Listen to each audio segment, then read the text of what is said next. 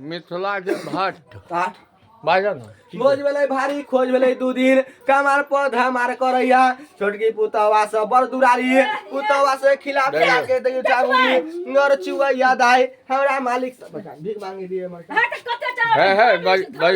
बाजी ना कुटेलैया धान पड़ले अब देख ना है बोरा बाजा है कि ना बुआ नया अनाज भेल हमरा मालिक से के अनाज भेल सास से पुतो जवर सास गेलैया पानी के पुतवा मांगे अंगना टगल बगल करैया बाबा से गाँव सीखैया 2-4 पैना भोज भेलैया 2 दिन भोज भेलैया 2 दिन दूरा पर भैंटा गेल हुआ खुशी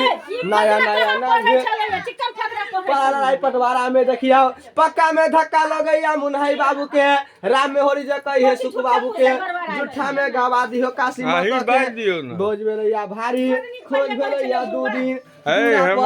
बाबा के कनी बढ़िया से खुशी घर चुवै हे दाई हमरा मालिक से का साई करे हे बराई भाइयो मिथिला के भट्ट एगो और कहा बुआ